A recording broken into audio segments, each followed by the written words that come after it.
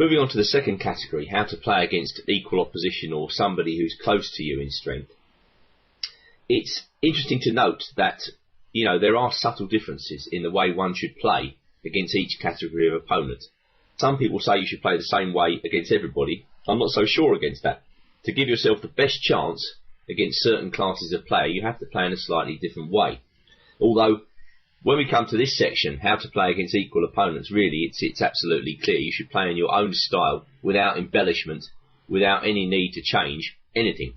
You just have to play to your mood at the time, to your style as it stands. There's no need to take any risks. There's no need to play too safely or to rely on technique. Just let it flow.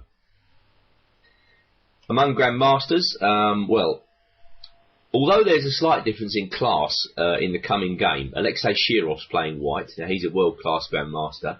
He's graded 2749, and Emanuel Berg graded 2616. This game was played in the Spain-Sweden match in the recent Khanty-Mansisk Olympiad in September 2010. Although there's a slight difference in class here, really the difference isn't all that great. I mean, we're talking about two exceptionally strong Grandmasters, board one in the match, and, well, Shirov just plays in his usual effervescent style in this game. He doesn't let the fact that he's 130 points rated ahead of Berg inhibit him in any way. You know, he doesn't regard Berg as a weaker opponent than himself, and so he plays in his usual style, which is dynamic, aggressive and very interesting. So let's see this game now, just to show you that you shouldn't be inhibited when you play players of the same level of ability as you. Berg is playing black, and the opening is the very popular Sicilian Najdorf. Now, to a player who's seeing this move for the first time, or maybe one of the first times, a6 appears peculiar, but there's a definite positional logic behind it. One of the moves black would like to make in this position is to jab at the white knight by playing e5. But it's well known that after e5, white can give a very nasty check on b5.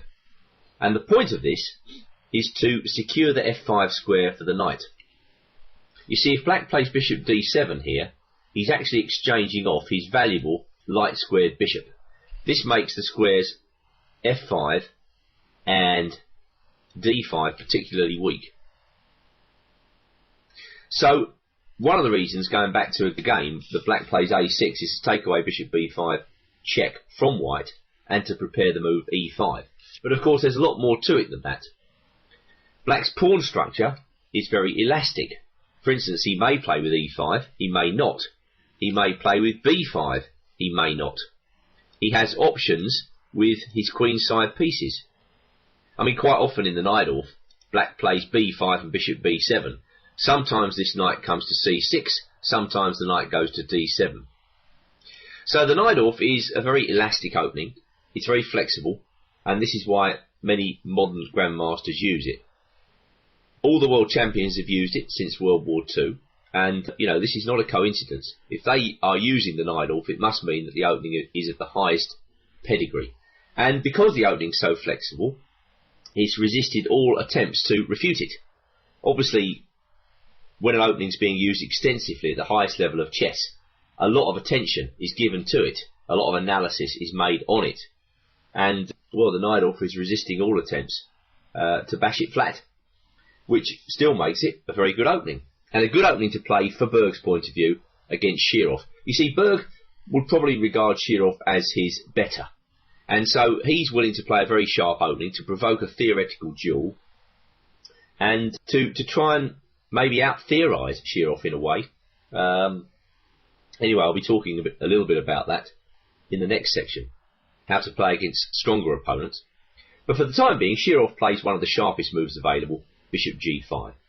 And with the idea of bishop takes f6 looming, which black can allow if he feels like it, but most players don't, black just plays a simple move, e6. And now white goes f4. Okay, well, with this move, white seems to set up the threat of e5. So black takes a little bit of time out to stop that move by going knight bd7.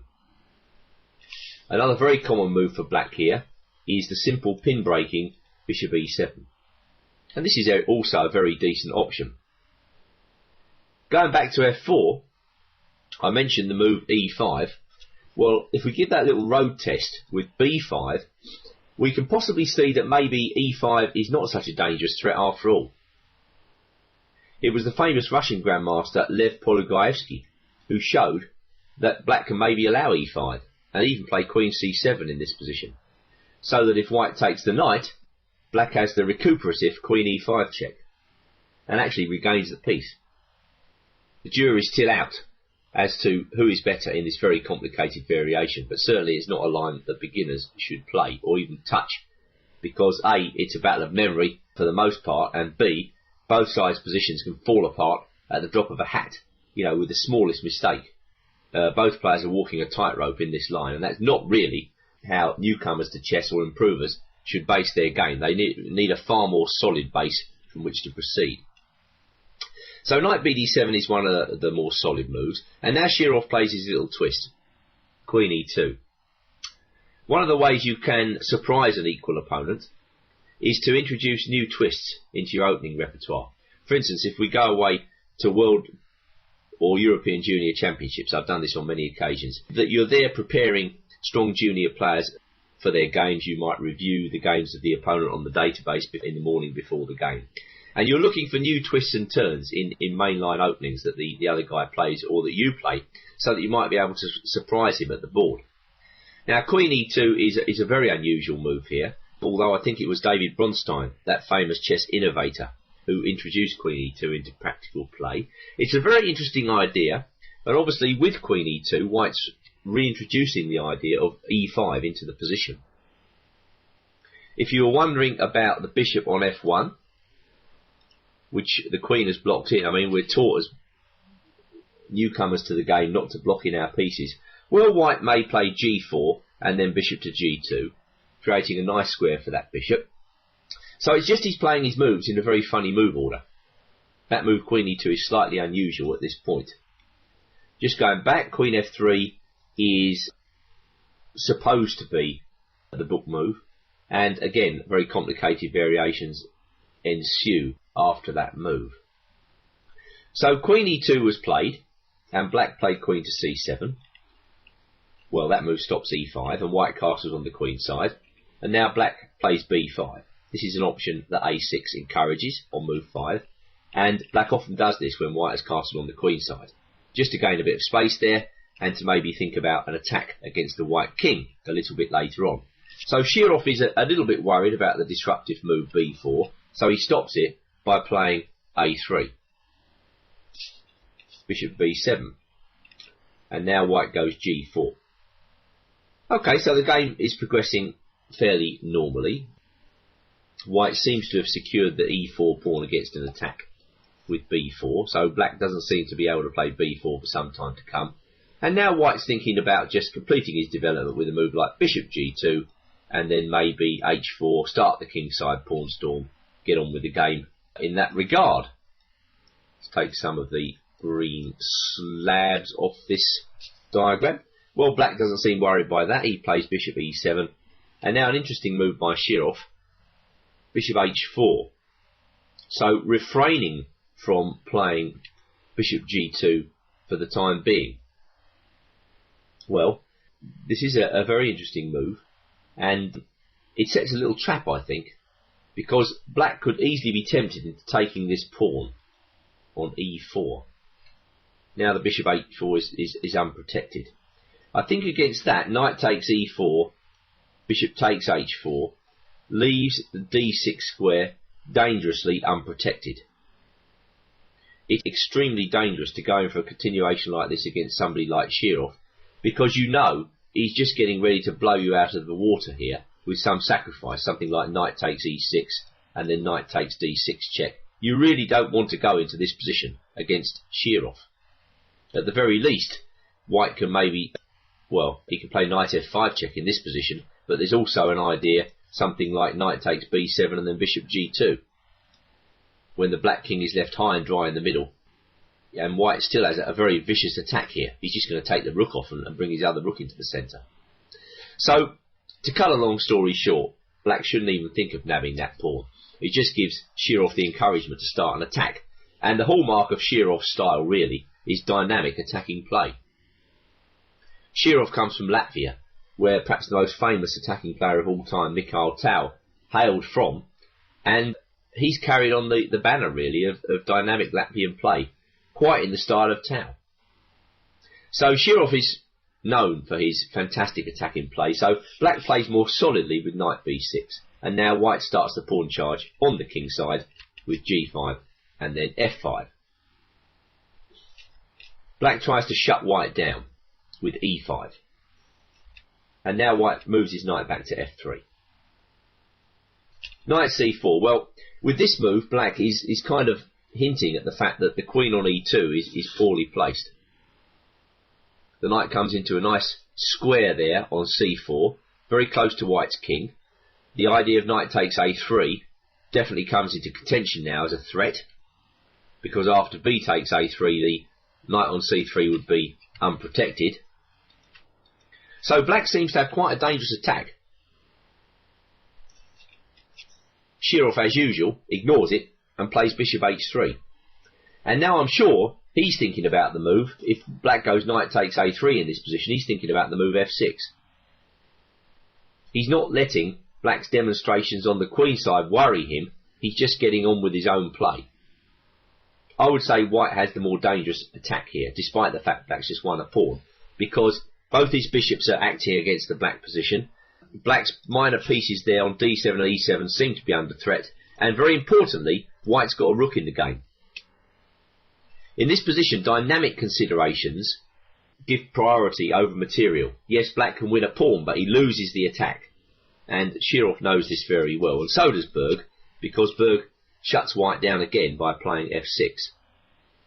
Now, when you're attacking, or intend to attack, you have to open up lines. So this explains white's next couple of moves. He opens up the king side by playing g takes f6, and then he puts his knight in on d5.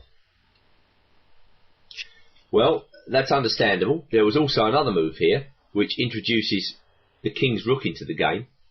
Rook hg1, taking the open file, and white's idea is again to sacrifice a pawn. Knight takes a3, and then to bring the rook into g7. When you're attacking, speed is of the essence. You mustn't waste any time. Every move is sacred when you're attacking. So Shirov probably thought quite a long time about this continuation, because white has a very dangerous attack here, despite black's extra pawn. Never mind, going back to the game, knight d5 is logical, attacks the queen, that knight can't stay there for very long, so Berg lops it off, and then he plays his other knight around to b6. There's a slight lull in proceedings now, as Shirov brings his rook back to d3. Another very good move, with two ideas behind it. Number one, Shirov is defending his king, should that ever become necessary.